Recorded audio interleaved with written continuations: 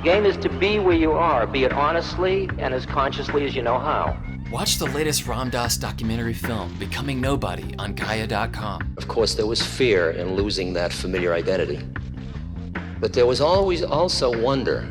The Gaia.com library supports you with transformational content. See it for yourself and go to Gaia.com/BeHereNow and check out the Be Here Now playlist, curated just for you. Visit Gaia.com/BeHereNow and start your free trial today.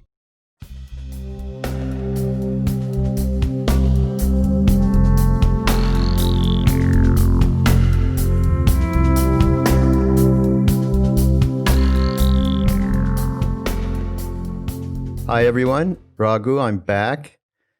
And I am back with somebody again, somebody who I have not met before till this second, Valarie Kaur. Valarie, welcome, welcome, welcome. I'm so grateful to be here with you. We just started talking, really. And I was going to say, well, first of all, we met through a mutual friend, actually. Gagan Levy. So thank you, Gagan, because I didn't know.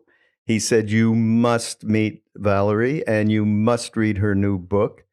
And everybody out there, See No Stranger, which was, I think it's going to be out, available in a week, right? On June 16th, yes.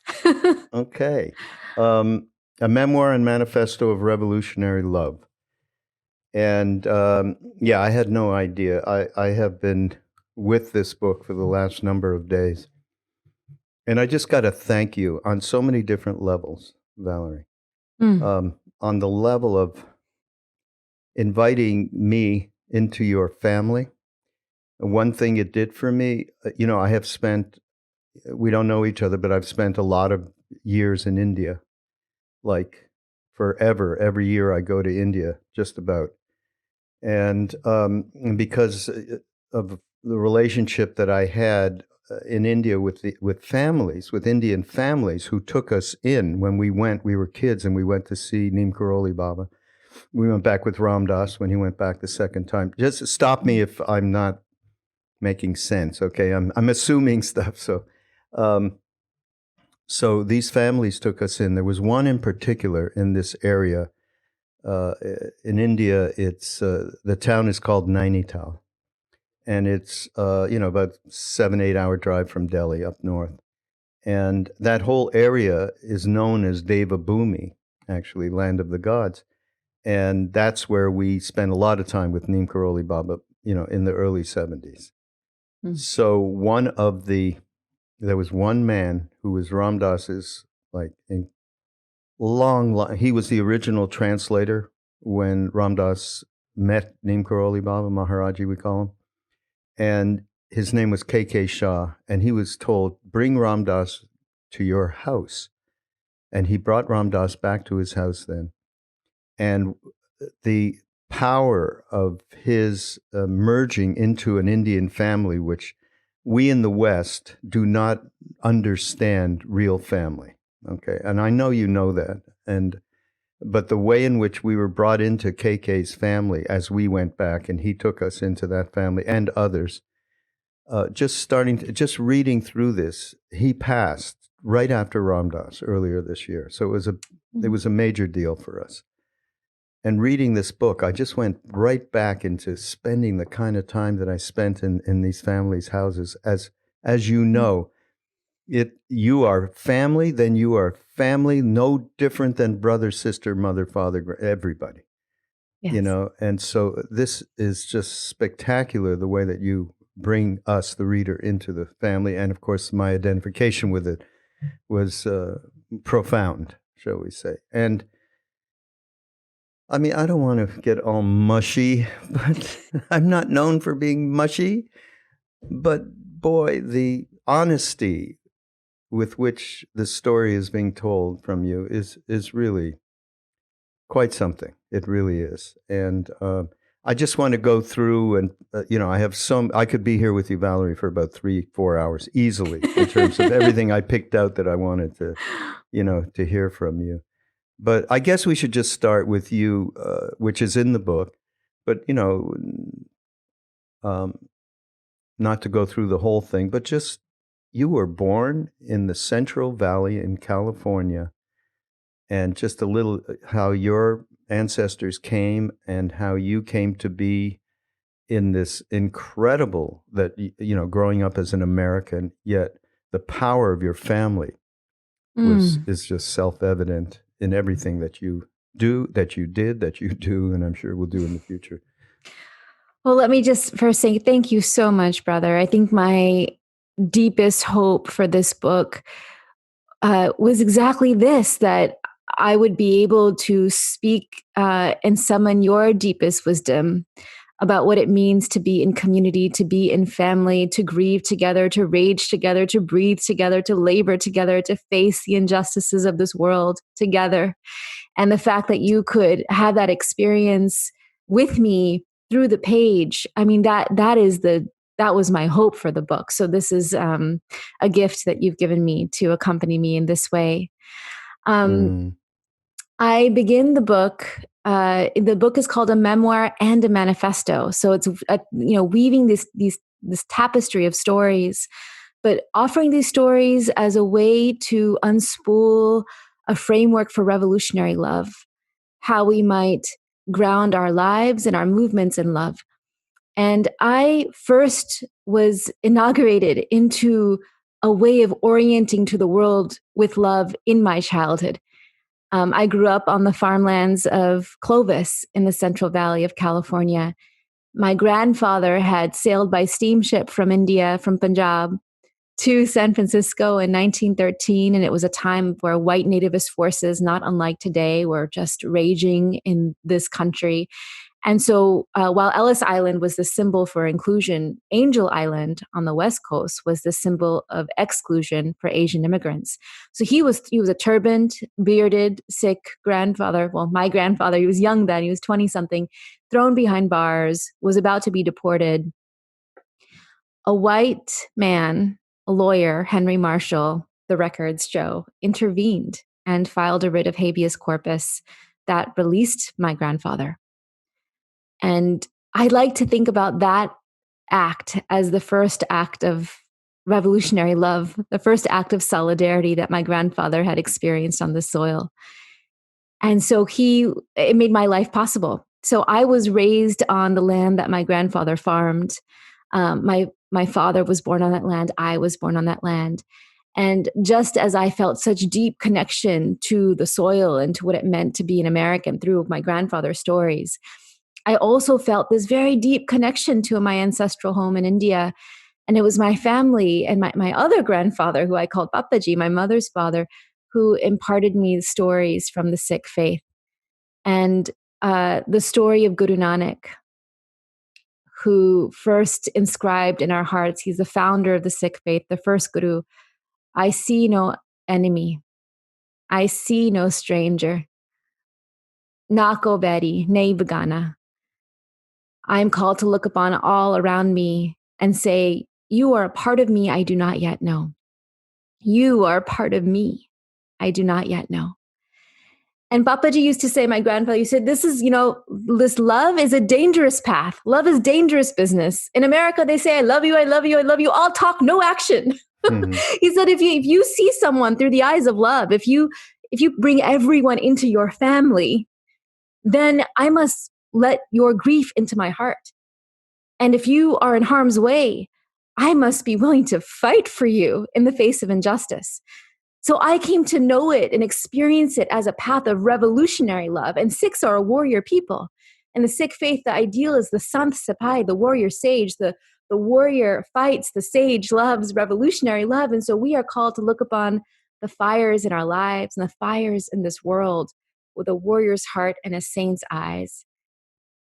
That is what. So I was a little girl with 2 long braids who liked to ride tractors on the fields at of my family's farm. But my grandfather, when I heard from my first racial slurs when I was a kid, he would look at me and say, my love, you, my dear, you are a warrior. And I would just nod, okay, Papaji. He said, don't abandon your post.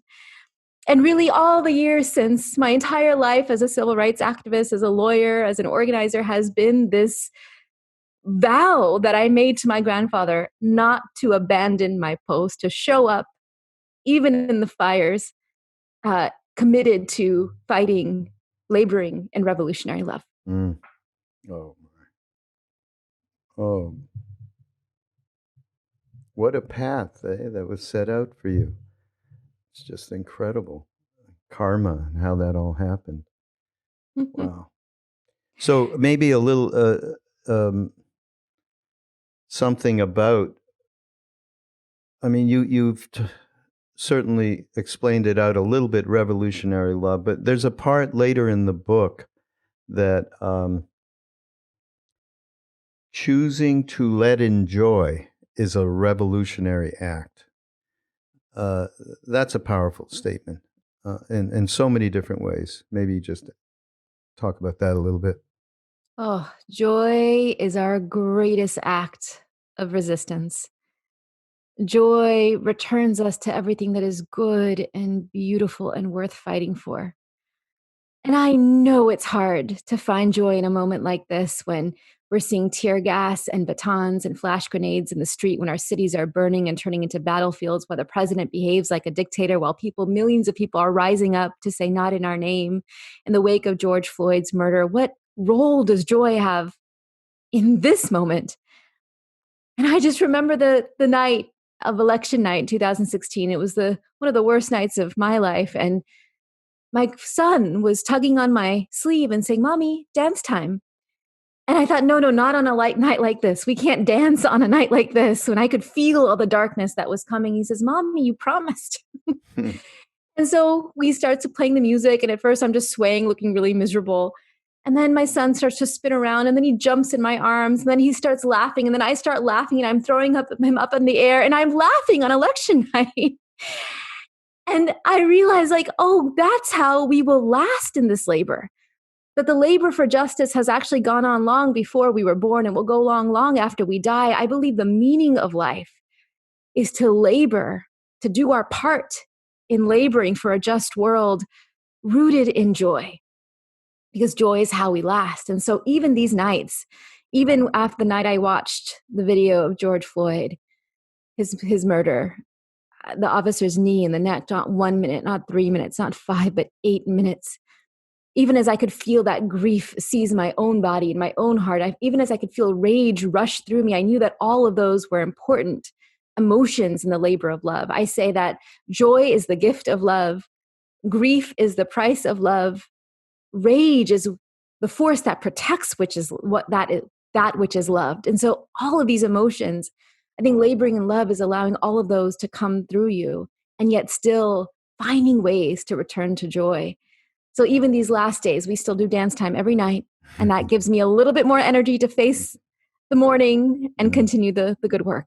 But a major word here is choice. Yes. Okay, so that That's it. something comes in the moment, and we can go one way or we can go another. We can go several different ways, most likely, depending on our general self-interest and how powerful that is in the moment. But choice. Yes, I think in this country, the problem is not with love. It's the way we talk about it. We talk about it as if it is not a choice. We talk about it as if it is this passive thing that happens to us, like we fall in love, like we're falling into something. Love, we talk about it as a rush of emotion, a rush of feeling. And I soon learned, it was actually the moment when my son was first born. He was placed on my chest, and I was feeling that rush of emotion as the oxytocin was just coursing through my body. My mother, in the meantime, while I'm sobbing and shaking and feeling it and falling in love, she's like opening up her bag and taking out the dal and jol and getting ready to feed me, like feeding her baby while I'm feeding mine. And I looked at my mother and I realized I'd never seen her as a warrior before, that my mother had never stopped laboring for me, from my birth to my son's birth, now my daughter's birth, that my mother knew what I was just waking up to, that love is more than a rush of feeling. Love is sweet labor, fierce, bloody, imperfect, life-giving, a choice that we make over and over and over again. And isn't that what our greatest spiritual teachers and social reformers taught us? And isn't that what anyone who's done the work of caretaking, caring for babies or families or the elderly or friends, everyone knows that it is a choice we continue to make, to show up, to summon our bravery, to dare to love when it gets hard. And so I call love revolutionary when we choose to love beyond what evolution requires, when we choose to love those who look different from us, when we choose to love even our opponents, even those who disagree with us or hurt us, when we choose to love ourselves, who we too often neglect, then love begins to play a role in personal transformation, tethered to social and political transformation. And that is what we are seeing now, Raghu. That is what we are seeing now. Millions of people in the streets daring to love George Floyd as their brother, Breonna Taylor as their sister, Nina Pop as their sister. I mean, to love like that means to be willing to risk your own life, as my mother would risk her life for me, and that's what we're doing in the middle of the pandemic. We are rising up to try to change the nation as we know it. And that's what gives me hope, is that this revolution is rooted in love. And this offering I'm making with this book is giving people tools to stay in the labor with love. Yeah. And that kind of unconditionality, of course, suggests courage in all of this, big time. And this is a story that I've told many, many times on this podcast. And it happened with a friend who was with Maharaj Krishna Das, which maybe, not sure if you know who he is, but he's our resident chant guy, because that's the big practice that we brought back from our the Bhakti Yoga tradition that we come out of, is kirtan. So, which is endemic to all the traditions, basically, in India. But it is Bhakti tradition, right? And the tradition of devotion to the Guru is what a big part of that is. Guru's grace, Guru Kripa. And one day he was in Mumbai and with Maharaji, who came over to see him and a couple other people in a hotel in the middle of Mumbai. It was kind of weird. And he just turned to Krishnadas, and there was a translator, as there usually was. And he said, Krishnadas, courage is a very big thing. And the translator, who was old-time Indian devotee, said, but Maharaji, it's Guru's grace is, but there's nothing to do, or whatever, something like that. Maharaji turned to Krishnadas and emphatically went, courage is a very big thing.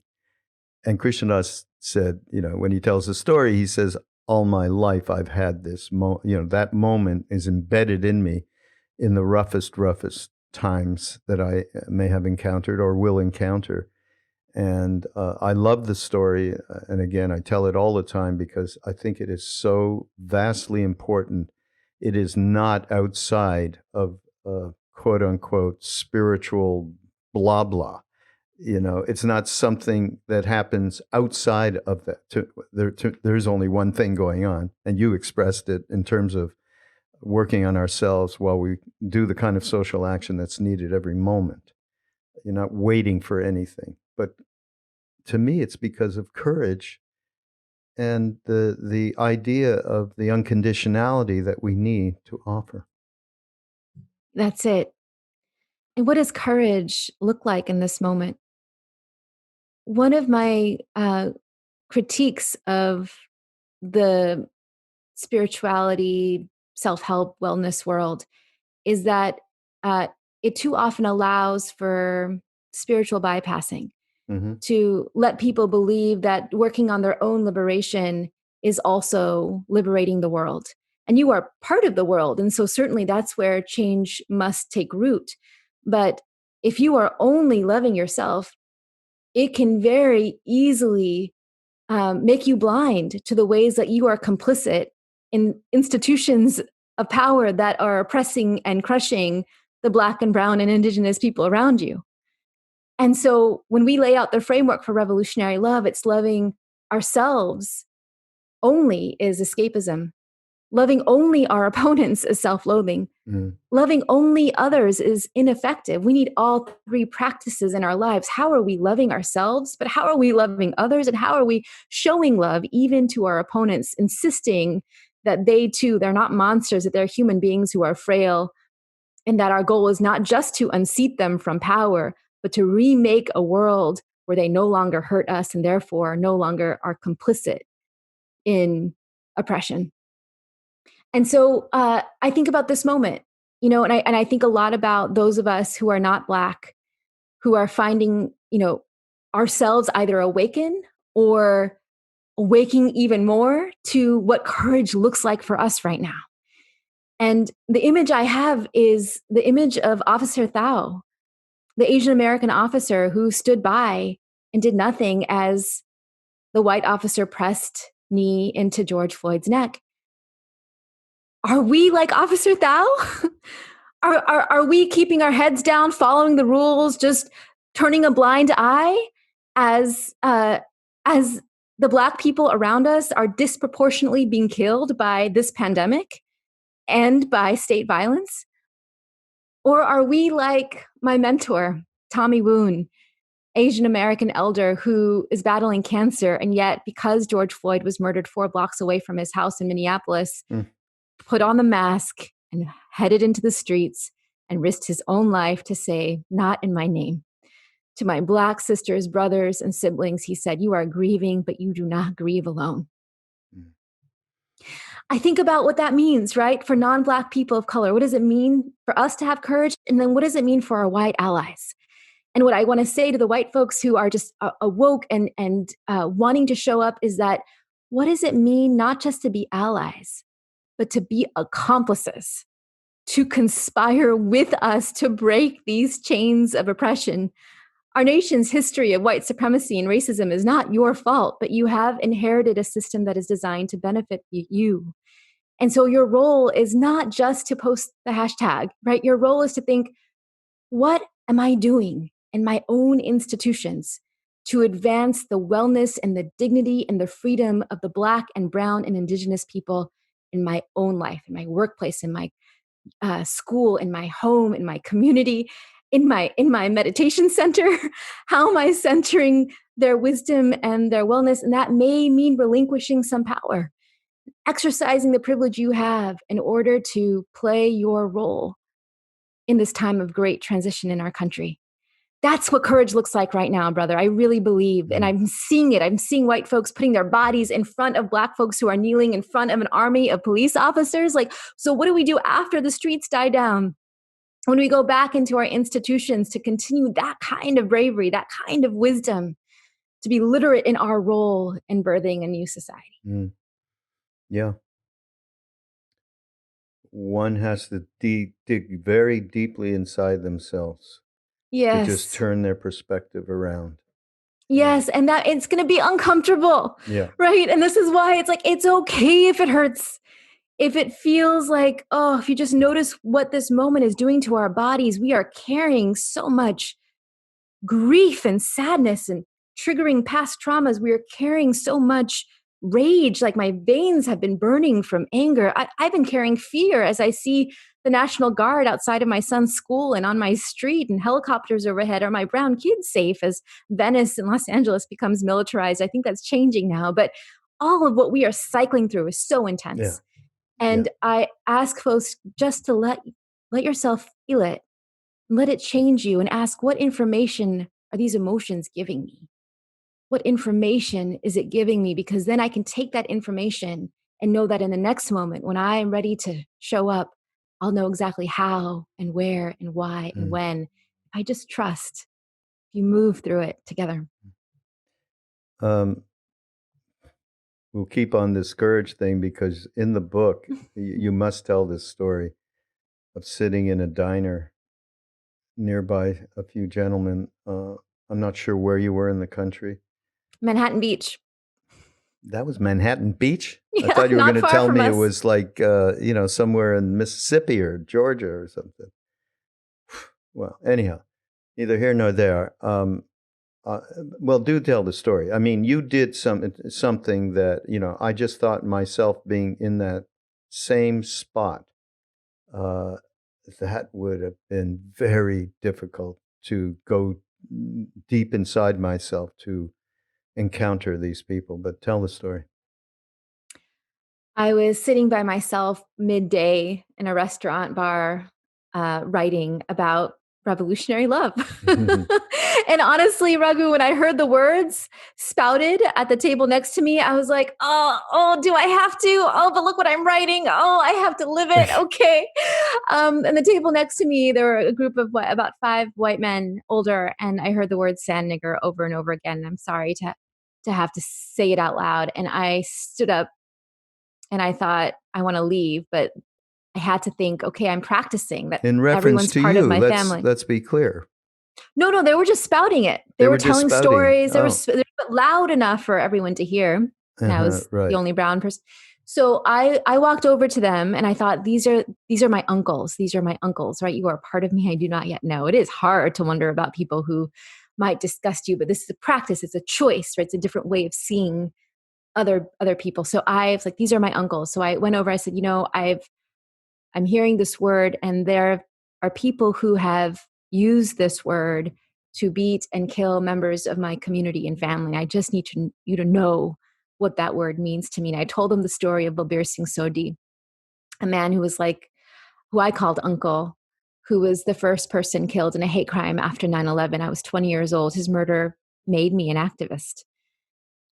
And as I told them that story, I said, I could have called you all bigots, but I came here because you are my uncles and I am your sister, I'm your niece, I'm your daughter. And that began to shift the energy at the table as some of them looked down and looked ashamed. They all left the table. One man remained behind, and his name was Steve. And he said, look, you're not a sand nigger. He's not. But if you line up 10 Black people, 3 of them are people and the rest of them are the N-word. And I said, I'm sorry, you don't believe every human being is a person? And he said, no, I don't. And he shook my hand and he left, and I just wanted to scream. I wanted to wash my hands. I didn't know that the words Black Lives Matter just wasn't true on its face to someone like Steve. And I thought, yes, Raghu, it was brave for me to walk over. And yes, it was important for me to have that confrontation and that conversation. And it changed me in other ways, but I'm not quite sure if it was safe for me to do so. And this is why I believe all of us have different roles in the labor of revolutionary love. Right now, when so many Black and brown folks are we have the boot on our neck right now. So many of us, our job is to love ourselves well, so that our white allies who are becoming accomplices can sit with people like Steve and listen to them. Because beneath the slogans and the sound bites, when I replayed the conversation over and over again in my mind, I began to hear pain, suffering, how painful it is to live in a world where you believe there are subhumans all out to get you. It is not equal to my rage. It is not equal to my suffering, but it is a form of suffering that someone needs to tend to in order to transition this America with so many disaffected white folks who need to believe that there is a place for the multiracial nation that is being born, that there's a place for them. And you know what I learned from that conversation? That the word nigger is inside of sand nigger. So all this time as an activist, I sort of gave all of our struggles equal weight. Like there's women's rights and indigenous rights and Sikh and Muslim and Black folks are over here. And we're all just sort of, and all of our struggles intersect and all of our liberation movements are bound up with each other. That moment changed me. That moment, I woke up to the fact that every society has been organized along a hierarchy of human value. But the oldest hierarchy of human value on US soil depends on the assumption that Black people are disposable. But anti-Black racism is central to our how white supremacy works in this country.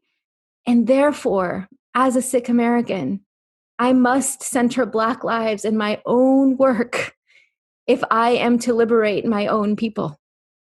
And I have to do it not just because that's how I get liberation. I have to do it because I love them, because I see them as my sisters and brothers and I love them. And so that's why I believe it is time for us not just to say Black Lives Matter, but to really show up with courage and figure out what that means in our own lives to center Black liberation in everything we do. Mm. And one thing that's so pointed for me in that story, when you talk about you started to realize his suffering. Yes. It's not your suffering, but there's his suffering. At another point in the book, I seem to remember you talking about you cannot compare suffering. It leads down an erroneous path. I can't remember what that was, and maybe you can elucidate it. But that is so very true. But it also allows us to get near being able to even be with somebody else, hear their story. If you can get some feeling of the causes and conditions that made them who they are, and the fact of their suffering, and it's a horrendous thing that they're suffering about, but they're still suffering. So that opens up a door, I think. Yes. And I want to say we dare to listen to our opponents like Steve, not because it is moral, not only because it's moral, but because it is strategic. It is pragmatic. It shows us that our goal is not just to unseat bad actors, but to change the conditions that authorize them to hurt us in the first place. I want to know what Steve is listening to on the radio, whose policies order his life, what voices encourage his radicalization. I want to gain information so I know how I can hold up a vision of a nation that includes him too. So he's not just isolated from me pointing my sword in his direction. This really, I really learned this, I think, at Guantanamo Bay. I was at Guantanamo to report on the military commissions as a legal observer. And I couldn't believe that the soldiers around me were so casual. You know, there's a Starbucks on the military base. There's a tennis court. There's an Irish pub. And I was sitting in the Irish pub trying to write about, in my journal, trying to write about the dissonance of this place where we had committed murder and homicide and torture and unspeakable violence on people held without trial or without charge. And a soldier plopped down in front of me. He says, "I see you writing in your book. I see you judging us." And I say, "Well, what do you make of being here?" And he says, "You know, the detainees, they throw feces at us like every day. They make it easy for us to hate them. They get more freedom than we do." And I wanted to get up and leave, right? And once again, my initial reaction was just, I need to head for the door. I thought, okay, wonder is an act of will. I had to choose, find the courage to choose to wonder about this young man. And so I finally asked why. And he starts to tell me his story, that he enlisted in the military in the wake of 9/11 to try to do something good for his country, that he feels helpless as he's watching his brothers in the trenches get blown up abroad while he's here trying to guard prisoners, that he's trying to search for meaning, that he is lonely and he is frail. And I began to see his suffering. And I thought, you know, he didn't create Guantanamo. I didn't create Guantanamo. We inherited Guantanamo. We inherited these systems of power that gave us different roles inside of a system of oppression. And that the goal is to liberate all of us from Guantanamos. And I thought Guantanamo can only exist because we have the system of mass incarceration on US soil, the system that makes us believe that quarantining Black and brown bodies will somehow make us safer. And so that was the moment when I really woke up to the idea of like, we need to move beyond resistance into reimagining institutions of power. How can we remake and reimagine what policing is, what criminal justice is, what our economy is, what our democracy is, in such a way that liberates all of us. So that's why I don't think it's just moral. It's strategic. It is how we remake the world. Yeah. Can I read? I want to read something from the book, which is central. See no stranger, loving others. seeing no stranger begins in wonder. And this is a common theme, the theme of wonder, which you just said takes courage to get there. And I think that that's core to everything that you're saying. It is to look upon the face of anyone, and choose to say, you are a part of me I do not yet know. Wonder is the wellspring for love. Who we wonder about determines whose stories we hear and whose joy and pain we share. Who we grieve with, who we sit with and weep with, determines who we organize with and advocate for. When a critical mass of people come together to wonder about one another, grieve with one another, and fight with and for one another, we begin to build the solidarity needed for collective liberation and transformation, a solidarity rooted in love. Just beautifully well said. I can't. That's it. Yeah, that's it, right? And isn't that what's happening now in our nation like never before? You know, Raghu, when I was a little girl, I had Dr. King's voice in my ear. The arc of the moral universe is long, but it bends towards justice. And so as a little girl, I had this picture in my mind of this like line, the straight line of linear progress, you know, like my grandfather's sacrifice so that I could be free. And then that story began to shatter in the aftermath of 9/11. And then again, in the middle of the 2016 election season, when I realized I had given birth to a little boy, a brown boy with long hair, who was growing up in a nation more dangerous for him than it was for me, or even for my grandfather when he first arrived. So what is progress? What is this all for? And right now, I know there's so many of our Black sisters and brothers and siblings who are looking at this moment and saying, this was like 1968, and this was like 1992. So I feel like if we have a notion of progress as linear, then we are sliding back into darkness. But if we think of the story of America as one long labor, we have a different view. A series of expansions and contractions, that progress during birthing labor is cyclical, not linear. So every turn through the cycle, it may feel like 68, it may feel like 1992, it may feel like 2001 for some of us, but every turn through the cycle brings us a little bit closer to what wants to be born. Only if we are breathing and pushing. And I think now every turn through the cycle has opened up a little bit more space for equality and justice. And what is new now that I have never seen before in those previous cycles is so many of us, not just Black folks on the front line, so many of us showing up, rising up. I don't know how many more turns through the cycle it will take, but I do know that like the body in labor, we carry knowledge of the movements that came before us and the spiritual teachers and the wisdom seekers before us, that we know how to labor. We know how to love. Revolutionary love is when we are brave enough to see no stranger, brave enough to grieve and fight for one another and reimagine the world together. And so that's why I offer the wisdom of the midwife. If this is a long labor, then we've got to be breathing and pushing and then breathing again, because the midwife doesn't say breathe once and push the rest of the way, right? She says breathe and push and then breathe again, my love. Breathe again, my love. And I think that's what so many folks who are part of your community and this network have to offer, are tools for how to center oneself, drop into one's body, care for one's flesh, breathe deeply so that we can show up once again for the next push.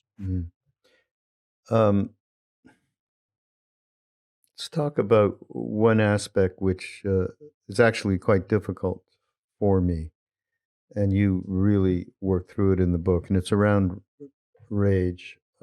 Yes. Actually, I wanted to, where's this quote from you around anger? Actually, that's, my fear of anger taught me nothing. Your fear of that anger will teach you nothing also. Audre Lorde. Yes.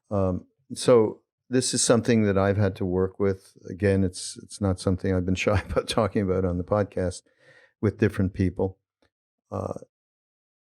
Anger and the fear of it, so that in circumstances as we are discussing right now, where this rage just naturally unfolds when you see such basic, this video that we all saw, which is just propelled us into this moment. And then there's also, so there's in me a fear of going there because of knowing the harm I have done myself, and regarding anger that was all about self-interest, one way or the other, righteousness, whatever it may be. So I think this is not that uncommon, so I think it's good to talk about, do you call it dharmic rage, or I can't remember, but something like divine rage. Divine. Yeah, there you go.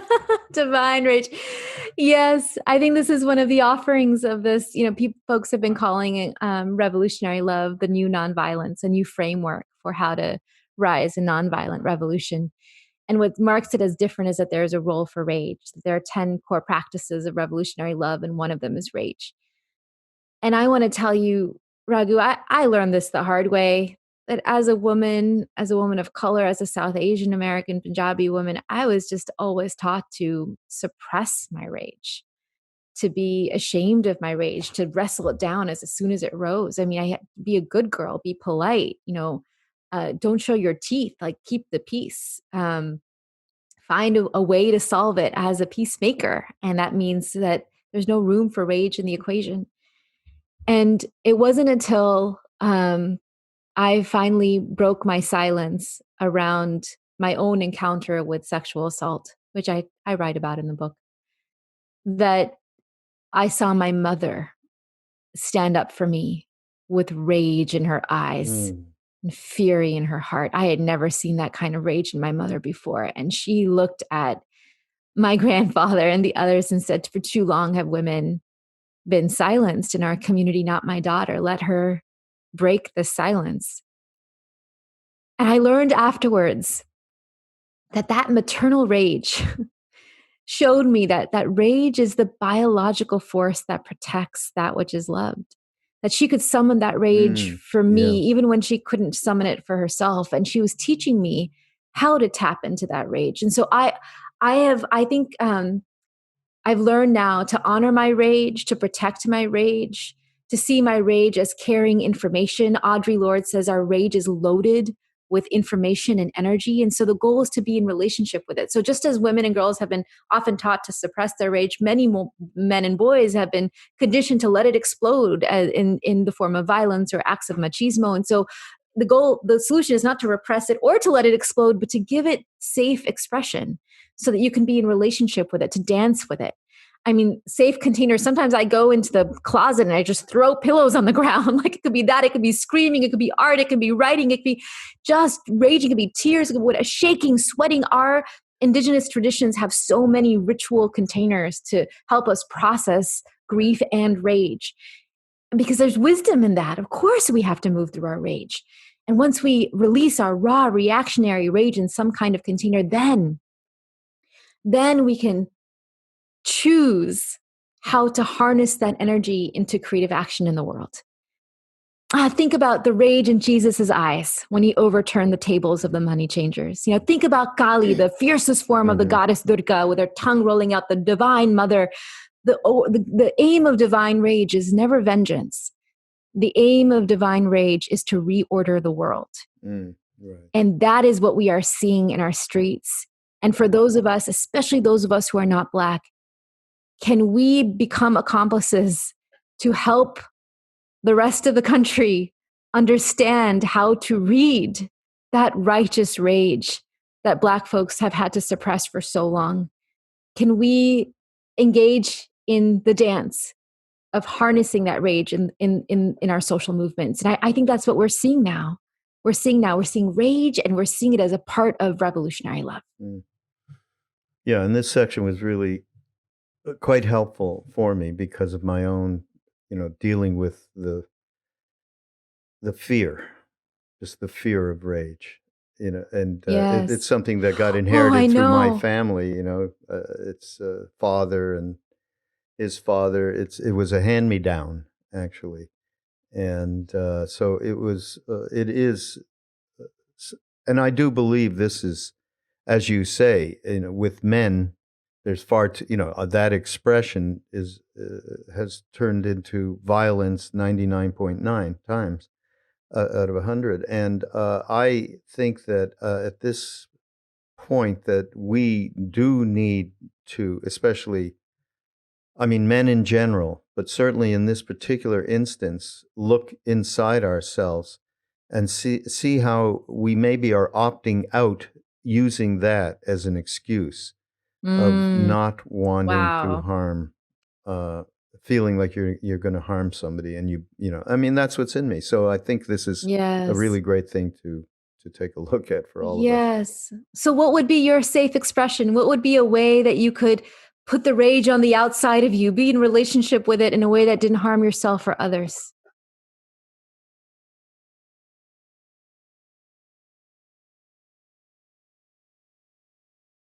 I would say that it's impossible for me to do anything until I get out from behind the I call it the mini me guy, okay? Where all I'm thinking of is my self-interest, my self-cherishing, the Buddhists call it. I love that term. And if it's using the breath, basically, is my only thing that I know that actually can work in the moment, is using breath. And once that happens, then there's an equalization process, and then I'm much more free to act than I would be without that. Mm. Mm. And by the way, the other thing here that is such a important part of everything in terms of us being able to act, and obviously what I'm speaking of is doing the work on myself so that I can act, right? And you've mentioned it, and it's Yes. in the book, and we've just talked about it. It's all one thing: the inner work and the outer work, outer social Yes. action. And a big part of that is listening, which is a part of your, a major part of the book. Uh, and in it, you say deep listening is an act of surrender. We risk being changed by what we hear. When I really want to hear another person's story, I try to leave my preconceptions at the door and draw close to their telling. That is what I'm talking, so the ability to get in that place, to be able to surrender, is to let go of all these preconceptions that we have about ourselves and whoever else we're around. So Yeah. deep listening, I can't remember who said it, but somebody said, a great woman writer, the most important act you can do for another human being is to give them full attention. So listening, deep listening with that kind of attention, that's something else that we lack big time. And so then we have, that's why I love what you say, it's an act of surrender. Yes. Yes. And that means you have to risk it changing you, that you might be changed by what you hear. It doesn't mean giving a pass to hateful beliefs.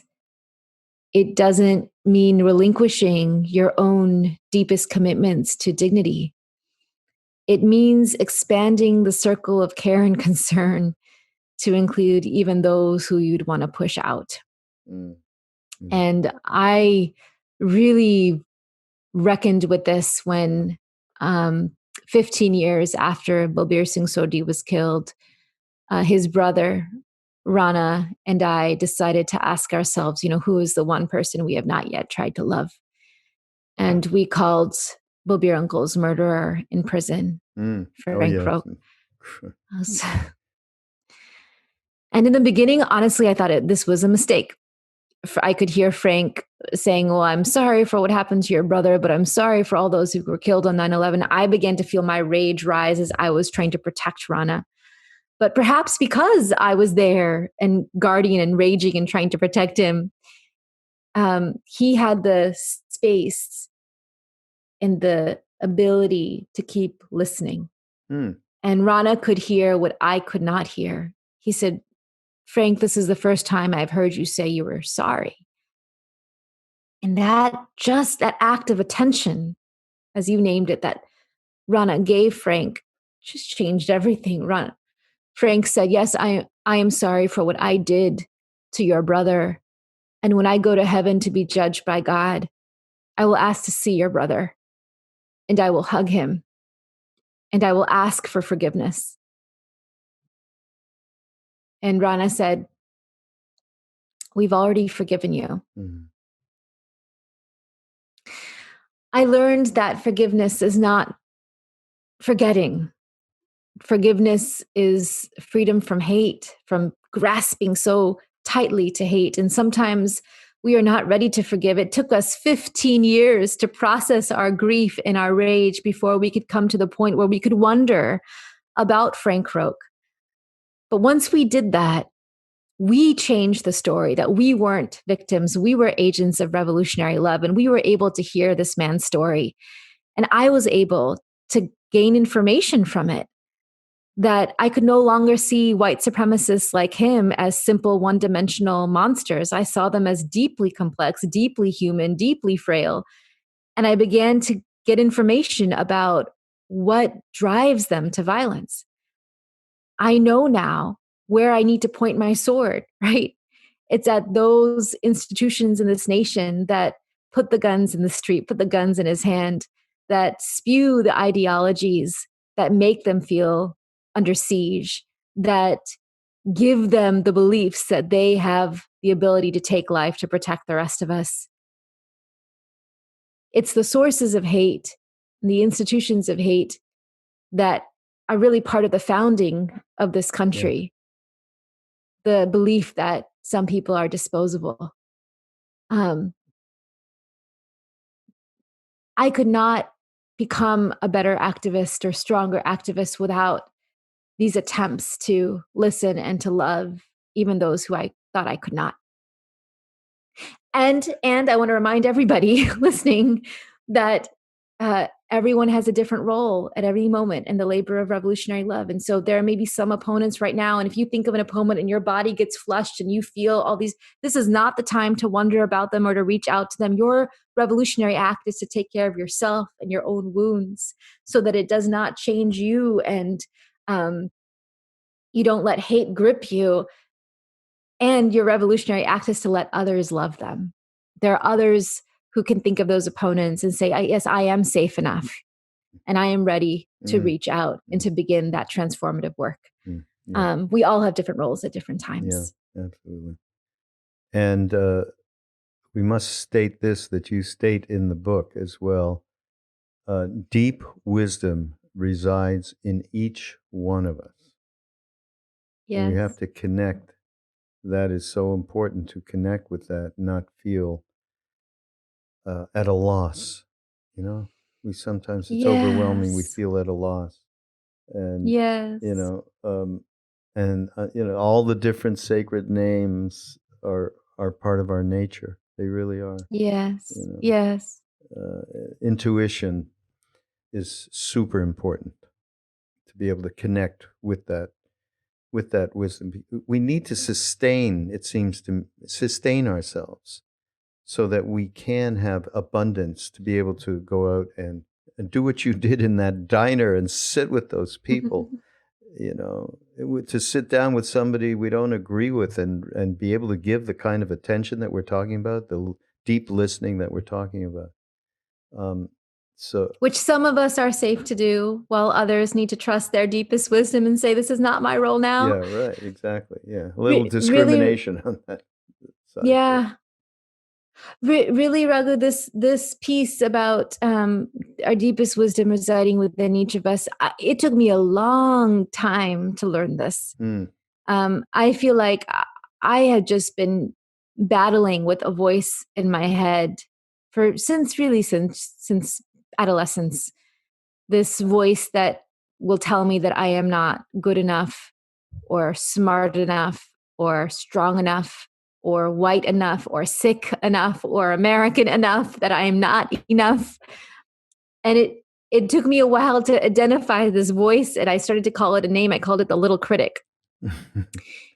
And every time I was about to put like my book out into the world, right? It's a week away from this book, and the little critic is fluffing up its feathers. I imagine this as like a ragged bird and just like squawking in my ear, they're going to eat you alive. And I, after my first child was born, I remember just saying, "Oh, my love, oh, you are brave and you are strong, and he's a little baby, can't do anything, a newborn, and you are loving and you are just and you are da da da." And my husband's like, "Why don't you talk to yourself that way?"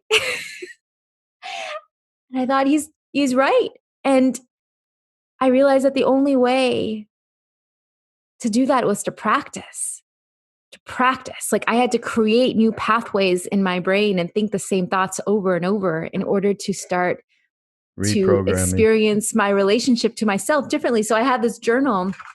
It's right in my bag here. I call it my Wise Woman Journal. And every day for the last 4 or 5 years, I write in this journal throughout the day. A wise woman here, I call her Wise Woman. Wise Woman says, "Oh, my love, it's okay. You're tired today." She usually tells me the state of my body. And then she says, "Okay, how can you do this next? Can you just show up here? Can you do this?" She tells me when I need to breathe. She tells me when I need to push, when I need to rest, when I need to work. She tells me. And only after summoning her voice over and over and over and over again did I finally start learning how to love myself. Yeah. We're all on that I path. believe that deep wisdom resides in each of us. Yeah. No, absolutely. In each of us. Yeah. Keep going back to courage, right? To dig deep and just turn that perspective around. This was Ram Dass's, before he passed, the thing that he talked about all the time. Just move out of that, I call it the mini me place. What's your...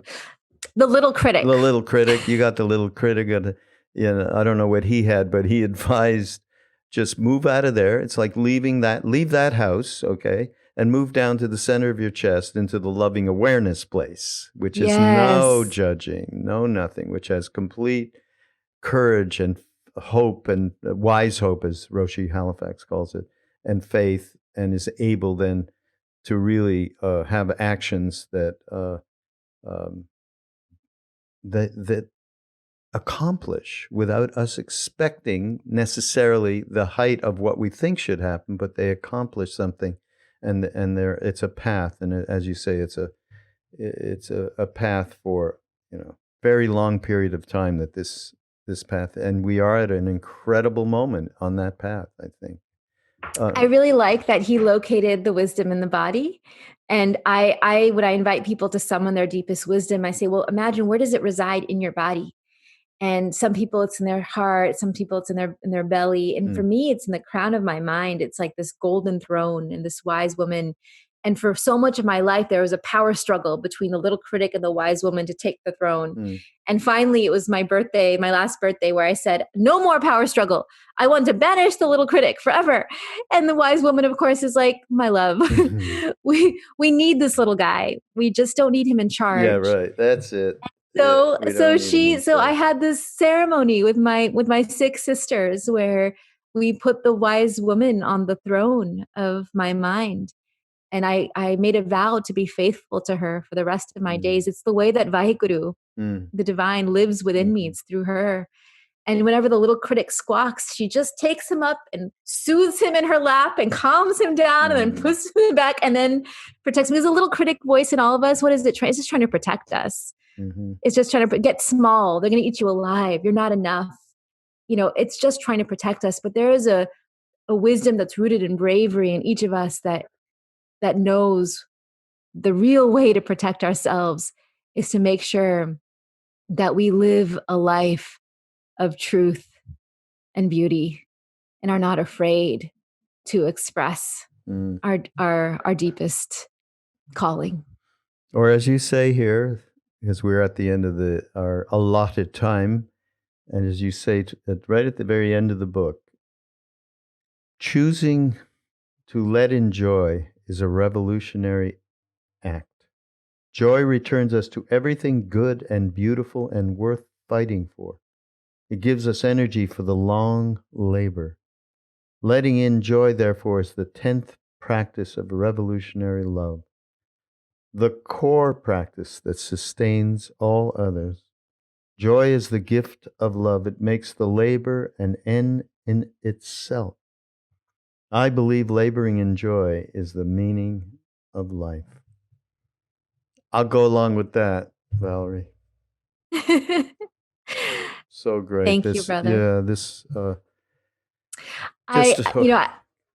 I believe revolutions happen in these big, grand moments.